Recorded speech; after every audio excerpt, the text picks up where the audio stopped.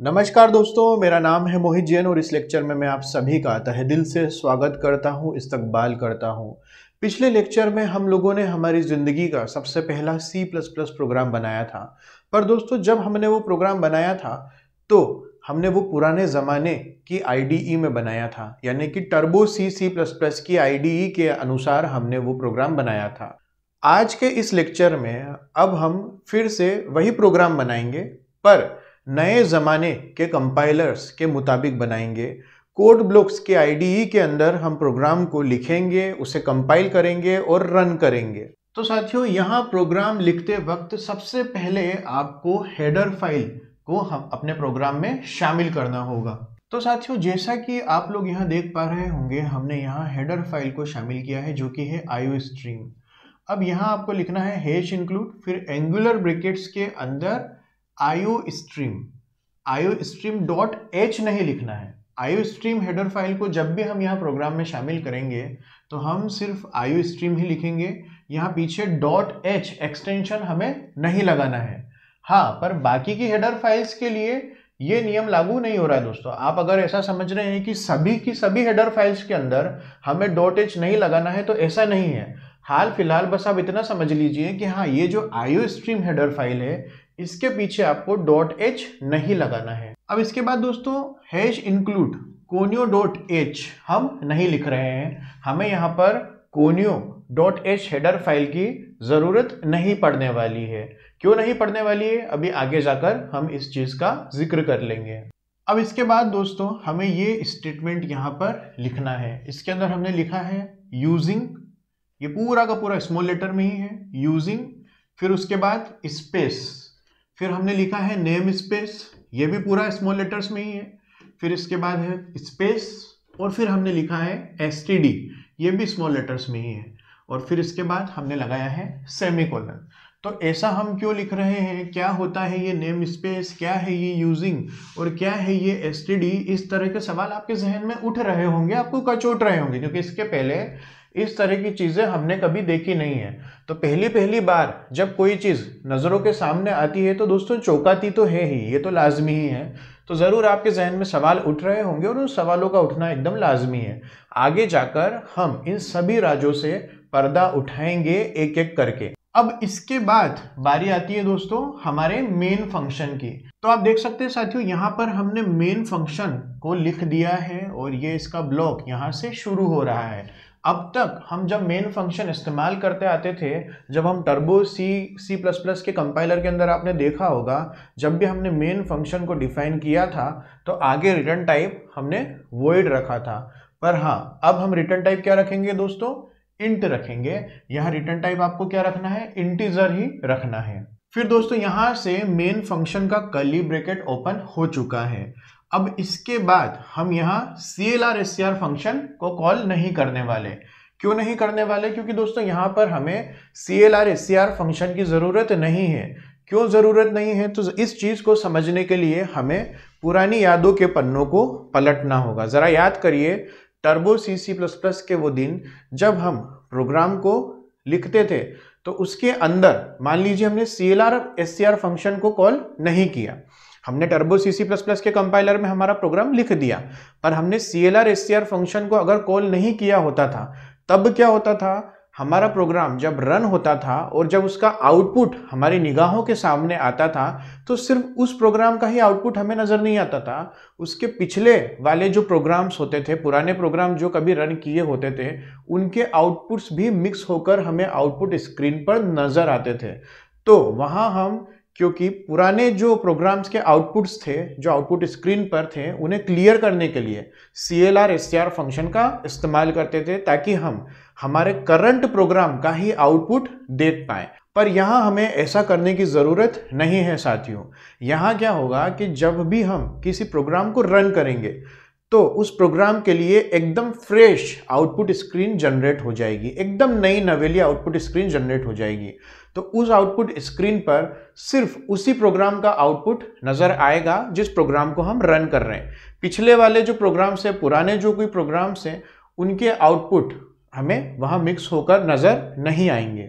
अगर दोस्तों आप CLR SCR फंक्शन को भूल चुके हैं, आपको याद नहीं आ पा रहा है कि क्या करता था CLR SCR फंक्शन, तो आप डिस्क्रिप्शन में जाकर उस लेक्चर वीडियो के लिंक को आसानी से ढूंढ पाएंगे, जिसके अंदर हमने CLR SCR फंक्शन को गहराई से समझा था। और साथियों, इस लेक्चर से रिलेटेड और भी जो दूसरे लेक्चर हैं जो इससे जुड़े हुए हैं कहीं ना कहीं डायरेक्टली इनडायरेक्टली, उन लेक्चर वीडियोस की लिंक भी आप डिस्क्रिप्शन बॉक्स में आसानी से ढूंढ पाएंगे साथियों। अब साथियों, हमें एक मैसेज प्रिंट करना है, माय फर्स्ट C++ प्रोग्राम। तो हम यहाँ पर Cout ऑब्जेक्ट का इस्तेमाल करेंगे। Cout के बारे में तो हम पिछले लेक्चर में खुलकर चर्चा कर ही चुके हैं।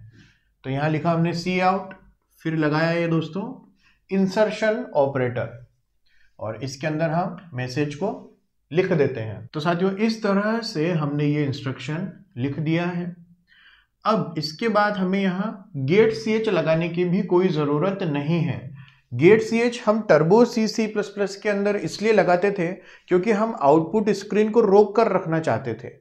तब तक रोक कर रखना चाहते थे जब तक कि हम तसल्ली से आउटपुट ना देख लें, और जब हम तसल्ली से आउटपुट देख लिया करते थे तो कीबोर्ड से एक कैरेक्टर, कोई भी कैरेक्टर हम टाइप कर दिया करते थे, और गेट ch उस कैरेक्टर को एक्सेप्ट कर लेता था और वापस हम लौट आते थे हमारी एडिटर पर।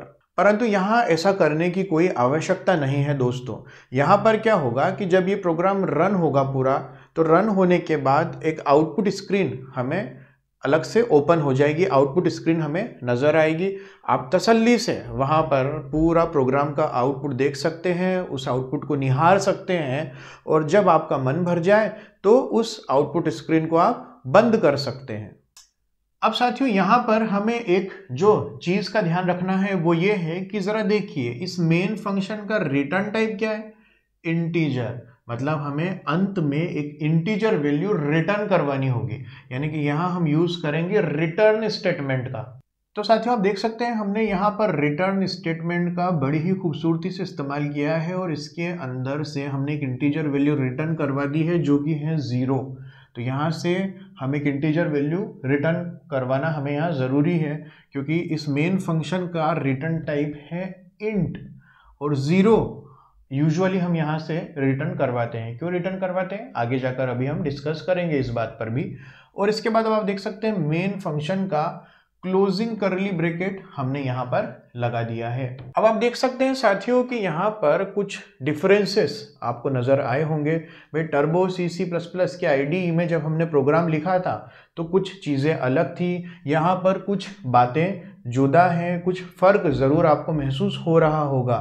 कैसे आया वो फर्क, किसने डाला ये फर्क? तो आइए ये समझने की कोशिश करते हैं कि ये जो छोटे छोटे से डिफरेंसेस हैं यहाँ पर, इसके पीछे कौन सी साजिश है, क्या राज छुपे हैं। ANSI ISO committee made some changes in C++ in 1997 and it also added new features to C++। तो दोस्तों, ये वाकया 1997 का है। उस वक्त ये हुआ था कि ANSI ISO, ANSI का तो पूरा नाम है दोस्तों अमेरिकन नेशनल स्टैंडर्ड इंस्टीट्यूट, और ISO का पूरा नाम है इंटरनेशनल ऑर्गेनाइजेशन फॉर स्टैंडर्डाइजेशन। तो ANSI ISO ने एक कमिटी बनाई, और उस कमिटी के सुपरविजन में, उस कमिटी की देख रेख में C++ लैंग्वेज को स्टैंडर्डाइज करने का काम किया गया। C++ लैंग्वेज के अंदर कुछ चेंजेस किए गए और कुछ नए फीचर्स भी ऐड किए गए। तो वहाँ से दोस्तों C++ लैंग्वेज के अंदर कुछ बदलाव हुए हैं और कुछ नए फीचर्स ऐड हुए हैं, और जिनका आगे जाकर हम जिक्र करेंगे ही। अगर आप ANSI ISO के बारे में और ज़्यादा गहराई से जानना चाहते हैं कि ये संस्थाएं क्या करती है, किस तरह का काम करती है, इनके बारे में पूरी जानकारी आप चाहते हैं, तो डिस्क्रिप्शन बॉक्स के अंदर आपको उन वेबसाइट्स की लिंक मिल जाएगी जिनके ज़रिए आप ANSI और ISO के बारे में और ज़्यादा जानकारी हासिल कर सकते हैं। In some old versions we have to write hash include iostream.h। तो दोस्तों, ये जो पुराने ज़माने के कंपाइलर है, जैसे टर्बो C++ वाला कंपाइलर है, तो उसके अंदर जब हमें हमारे प्रोग्राम में IOStream हेडर फाइल को शामिल करना होता है तो हमको लिखना पड़ता है #include और फिर एंगुलर ब्रैकेट के अंदर IOStream.h, मतलब पीछे ये हमको .h एक्सटेंशन वहाँ लगाना पड़ता है। तो ANSI ISO के सुपरविजन में जो चेंजेस हुए, जो बदलाव किए गए C++ के अंदर, उन्हीं में ये एक चेंज किया गया कि जब कभी भी IOStream हेडर फाइल को हमें प्रोग्राम में शामिल करना है, हमारे C++ के प्रोग्राम में जब कभी भी हमें IOStream हेडर फाइल को शामिल करना है तो हमें IOStream.h नहीं लिखना है, हमें सिर्फ लिखना होगा IOStream।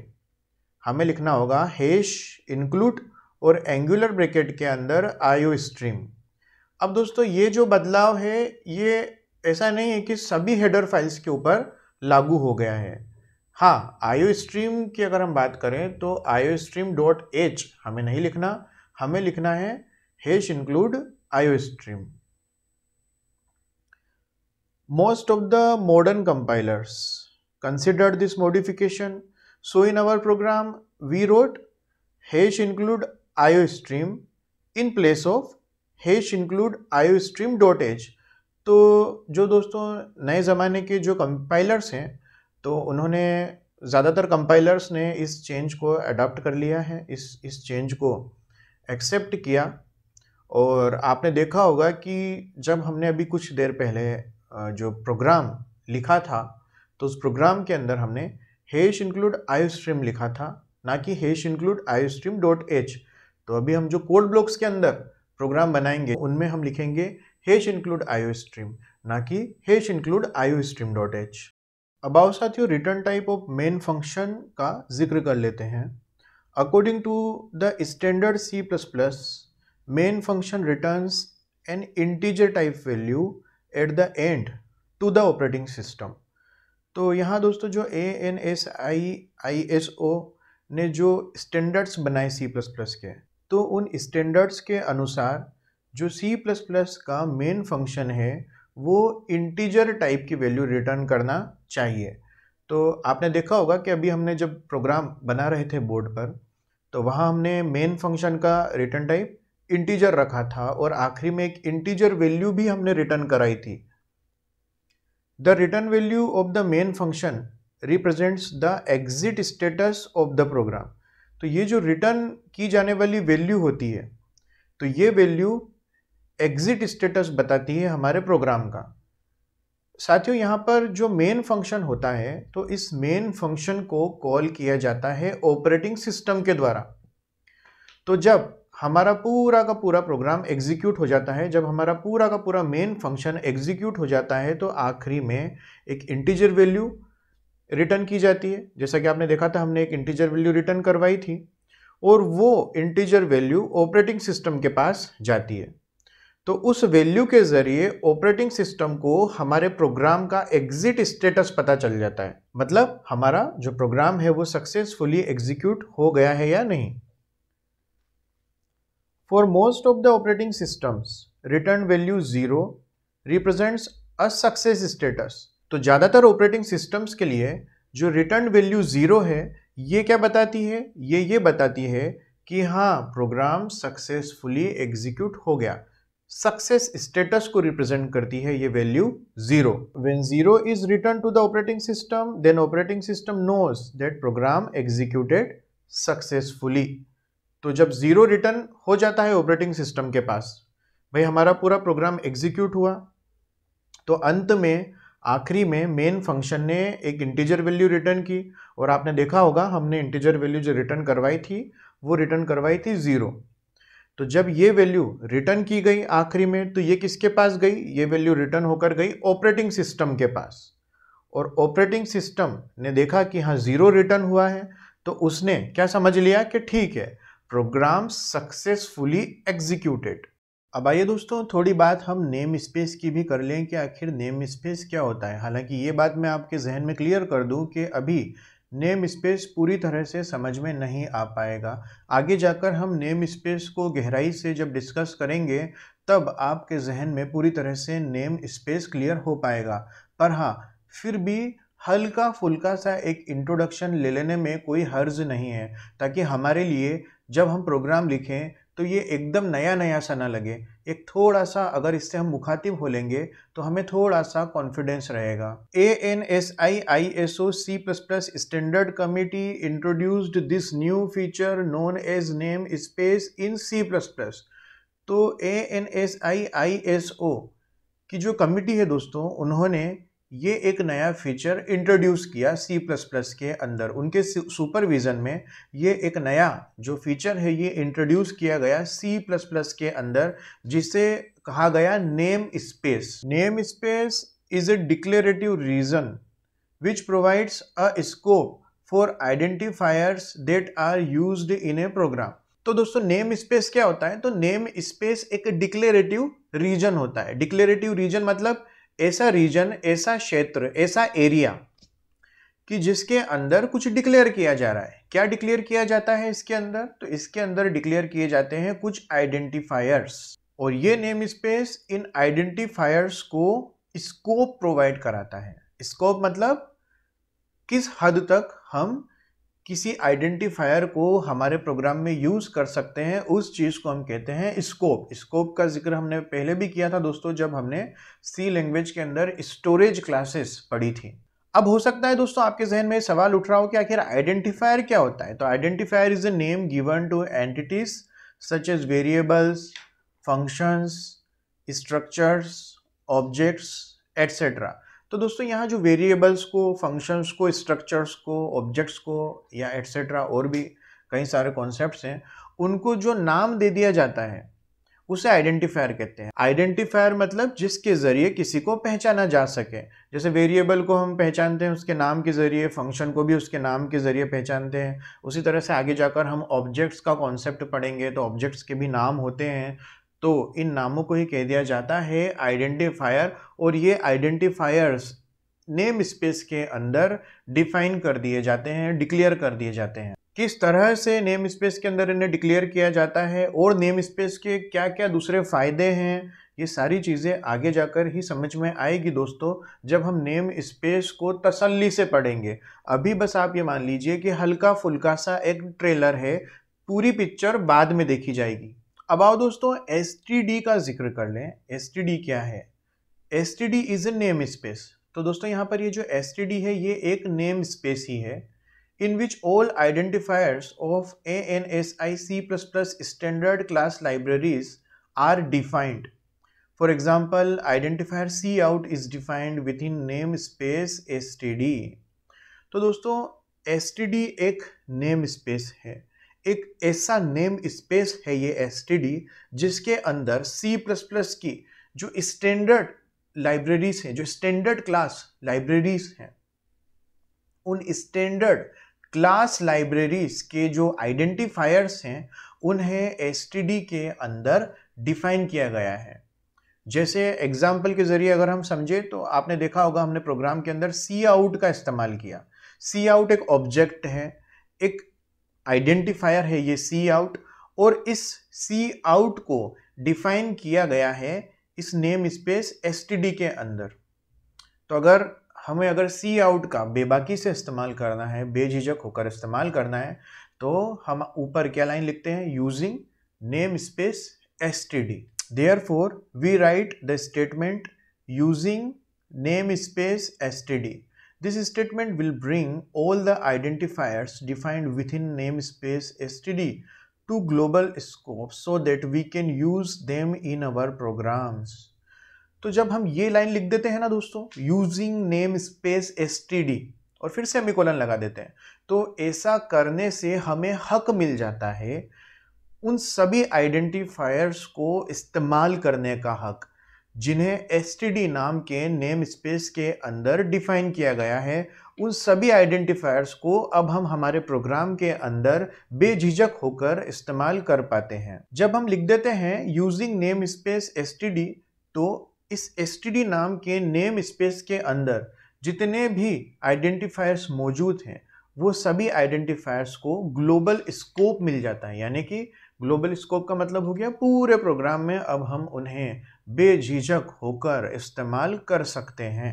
अगर दोस्तों हम यूजिंग नेम स्पेस std नहीं लिखें तो क्या फर्क पड़ेगा हमारे प्रोग्राम के ऊपर, इस चीज को अभी हम थोड़ी देर में डिस्कस करेंगे जब हम प्रैक्टिकली इस प्रोग्राम को रन करके देखेंगे। We write this statement usually after the inclusion of header files in our programme.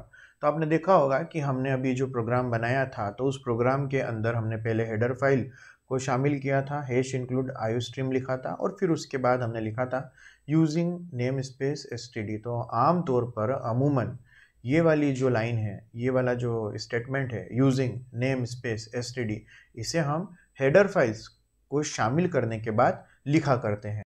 अब साथियों यहाँ पर ये जो स्टेटमेंट है using name space std semicolon, तो इसके अंदर ये यूजिंग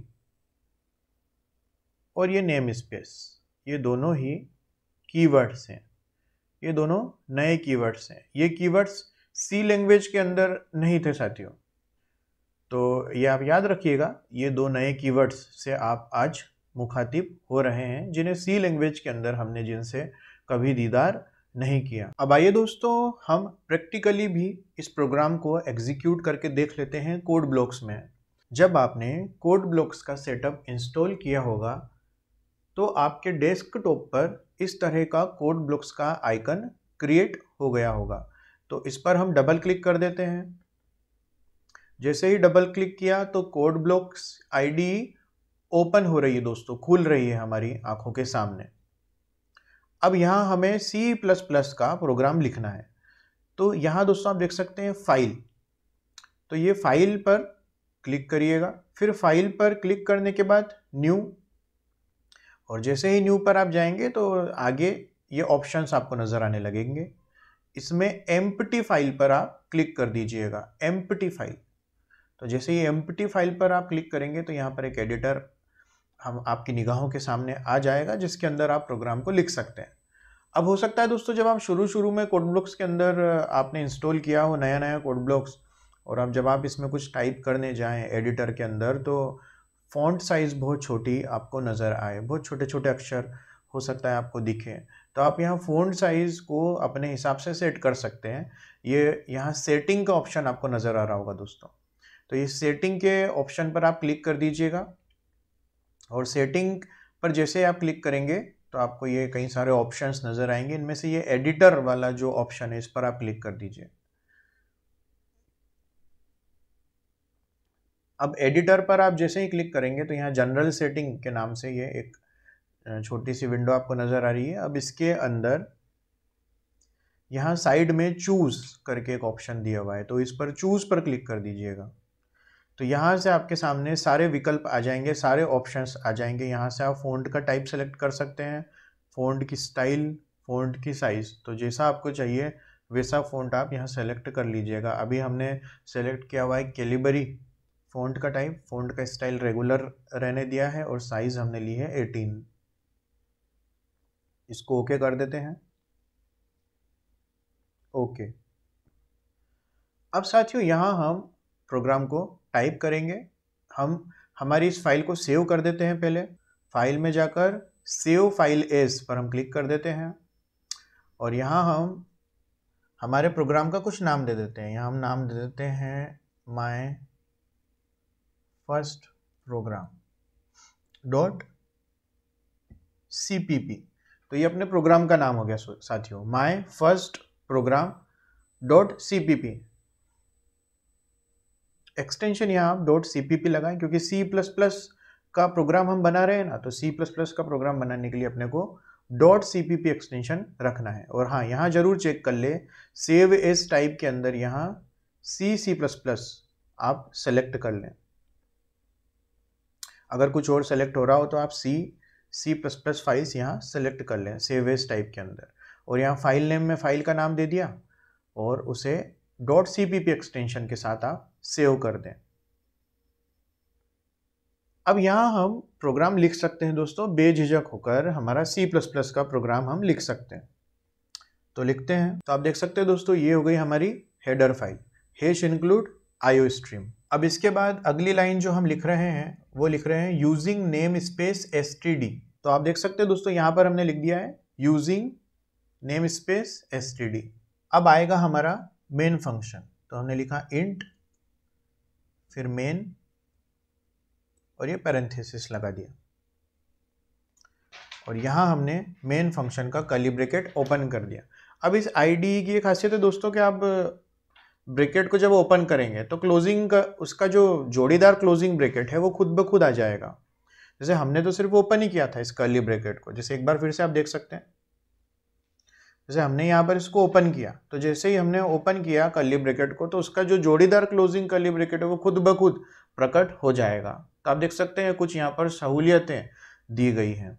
अब हम मैसेज प्रिंट कर देते हैं, माई फर्स्ट C++ प्रोग्राम, तो यहाँ हम लिख देते हैं सी आउट, और उसके बाद हम लगा देते हैं इंसर्शन ऑपरेटर, फिर डबल कोट्स के अंदर हम मैसेज टाइप कर देते हैं जो भी हमें प्रिंट करना है। तो ये स्टेटमेंट हमने लिख दिया दोस्तों। इस स्टेटमेंट की वजह से क्या होगा, इस स्टेटमेंट की वजह से आउटपुट स्क्रीन पर ये मैसेज प्रिंट हो जाएगा हूबहू, माई फर्स्ट C++ प्रोग्राम। अब दोस्तों ये जो सी आउट है, ये जो सी आउट नाम का ऑब्जेक्ट है, ये C++ की स्टैंडर्ड लाइब्रेरी का एक आइडेंटिफायर है। तो इस सी आउट को यहाँ बेझिझक हम यूज़ कर सकें, इसके लिए हमने ये जो नेम स्पेस std है इसे हमारे प्रोग्राम के अंदर शामिल किया। तो हमने ये लाइन लिख दी यूजिंग नेम स्पेस std। तो इस लाइन को लिखने की वजह से हम अब इस सी आउट को यहाँ बेझिझक इस्तेमाल कर पा रहे हैं। हमें ये हक मिल गया कि इस सी आउट को हम यहाँ हमारे प्रोग्राम में बेझिझक लिख सकते हैं। इस सी आउट को ग्लोबल स्कोप मिल गया है दोस्तों यहाँ पर। अब आखिरी में हम लिखेंगे रिटर्न स्टेटमेंट। तो हमने लिखा रिटर्न, और इस रिटर्न स्टेटमेंट के अंदर हम एक वैल्यू रिटर्न कराने वाले हैं जो कि है एक इंटीजर वैल्यू 0। तो अब आप देख सकते हैं दोस्तों हमारा प्रोग्राम मुकम्मल हो गया है। अब इसे हम कंपाइल कर लेते हैं। तो कंपाइल करने के लिए क्या करना होगा, तो इसे कंपाइल करने के लिए दोस्तों आप देख सकते हैं यहाँ पर ये एक छोटा सा सिंबल बना हुआ है, एक चक्र बना हुआ है छोटा सा, इसको अब चक्र जैसा दिख रहा है। तो यहाँ से हम इसको कंपाइल कर सकते हैं। तो दोस्तों प्रोग्राम को कंपाइल करने के लिए हम यहाँ क्लिक कर देते हैं। तो जैसे ही हमने हमारे प्रोग्राम को कंपाइल किया तो आप देख सकते हैं यहाँ पर दिखा रहा है 0 एरर्स, मतलब कोई एरर नहीं, 0 वार्निंग्स, कोई भी वार्निंग नहीं है। तो आप देख सकते हैं कि हमारे प्रोग्राम में कोई एरर नहीं आई है। अब इस प्रोग्राम को हम रन कर लेते हैं साथियों। तो रन करने के लिए आपको क्या करना है, यहाँ पर आप देख सकते हैं दोस्तों ये तीर बना हुआ है इस चक्र के पास ही। तो इस पर हम जैसे ही क्लिक करेंगे तो हमारा प्रोग्राम रन हो जाएगा। तो क्लिक कर देते हैं। तो आप देख सकते हैं साथियों एक ये आउटपुट स्क्रीन आपकी निगाहों के सामने जनरेट हो गई है और इस पर प्रोग्राम का आउटपुट नज़र आ रहा है। तो हमारे प्रोग्राम से ये आउटपुट हमें दिख रहा है, ये मैसेज प्रिंट हो गया, माय फर्स्ट C++ प्रोग्राम। कुछ और जानकारियाँ भी यहाँ पर आपको नज़र आ रही है दोस्तों, जैसे प्रोसेस रिटर्न 0। तो मेन फंक्शन ने क्योंकि एंड में एक इंटीजर रिटर्न किया था 0, तो वही ये हमें यहाँ पर दिखा रहा है कि इस प्रोसेस ने एक वैल्यू रिटर्न की है जो कि है 0। फिर आप देख सकते हैं दोस्तों यहाँ पर एग्जीक्यूशन टाइम दिखाया जा रहा है। इस प्रोग्राम को एग्जीक्यूट होने के लिए जो टाइम लगा है वो लगा है 0.047 सेकंड्स। तो ये टाइम वेरी कर सकता है, हो सकता है जब आप आपके कंप्यूटर में इस प्रोग्राम को रन करें तो अलग एग्जीक्यूशन टाइम आ सकता है। ये कंप्यूटर टू कंप्यूटर ये चीज़ वेरी कर सकती है। अब साथियों यहाँ जब तक हमारा मन करे हम इस प्रोग्राम के आउटपुट को देख सकते हैं, समझ सकते हैं। और यहाँ आपने देखा है कि हमें ना getch फंक्शन लगाने की ज़रूरत पड़ी और ना clr str फंक्शन लगाने की ज़रूरत पड़ी, क्योंकि फ्रेश आउटपुट स्क्रीन जनरेट हुई थी। तो हमें सिर्फ हमारे करंट प्रोग्राम का ही आउटपुट यहाँ पर नज़र आ रहा है।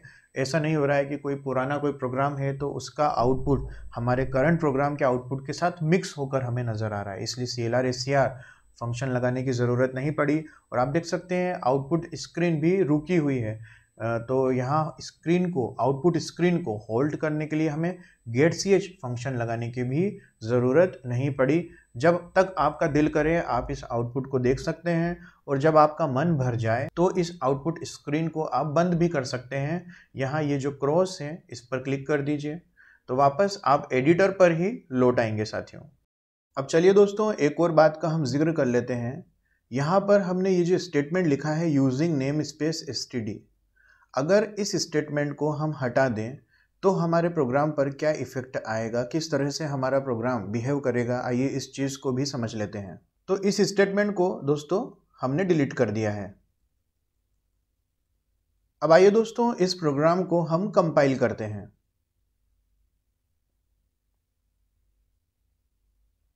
तो जैसे ही हमने कंपाइल किया तो यहाँ पर एक एरर दिखाई दे रही है दोस्तों। जैसा कि आप लोग दोस्तों देख पा रहे होंगे, इस जगह यहाँ एक एरर दिखाई दे रही है और यहाँ एक मैसेज हमें दिखाई दे रहा है, cout was not declared in this scope. मतलब कह रहा है कि जिस जगह हमने सी आउट ऑब्जेक्ट को यूज़ किया है वहाँ सी आउट का स्कोप ही नहीं है, मतलब उस जगह सी आउट की कोई पहचान ही नहीं है। तो आप देख सकते हैं दोस्तों ये 5वें नंबर की लाइन में एरर आ गई है। तो इस एरर को हम कैसे रिजॉल्व कर सकते हैं? अगर यूजिंग नेम स्पेस std हम नहीं लगाते तो उसके बिना जब हम यहाँ सी आउट ऑब्जेक्ट को यूज़ कर रहे हैं तब हमें क्या करना होगा कि ये एरर ना आए।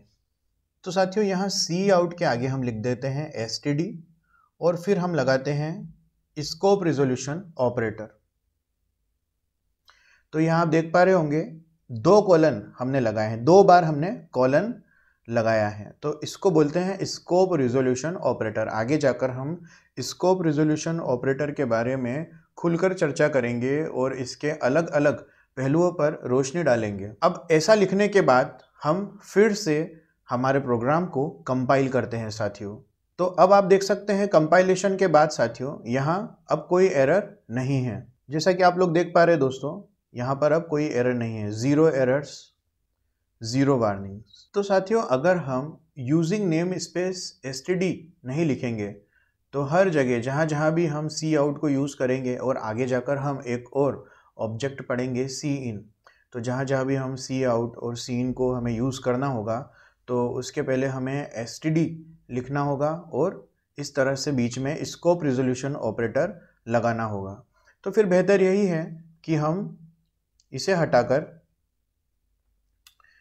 यूजिंग नेम स्पेस std और सेमीकोलन यही लिख दें, ताकि जहाँ कहीं भी अब हम हमारे प्रोग्राम में सी आउट को यूज़ करेंगे या फिर आगे जाकर हम एक और ऑब्जेक्ट पढ़ेंगे सी इन, उसे हम यूज़ करेंगे या फिर और कोई ऐसा आइडेंटिफायर है जिसको कि इस नेम स्पेस std के अंदर डिफाइन किया गया हो, तो उन्हें इस्तेमाल करने के लिए हमें हर जगह std स्कोप रिजोल्यूशन ऑपरेटर नहीं लिखना होगा, सीधा सीधा हम उस ऑब्जेक्ट का यूज़ कर सकेंगे। तो ठीक है साथियों, इस लेक्चर को अब हम यहीं एंड करते हैं। होती है मुलाकात आप सभी से अगले लेक्चर में। आप सभी का तहे दिल से शुक्रिया। जय हिंद, वंदे मातरम साथियों।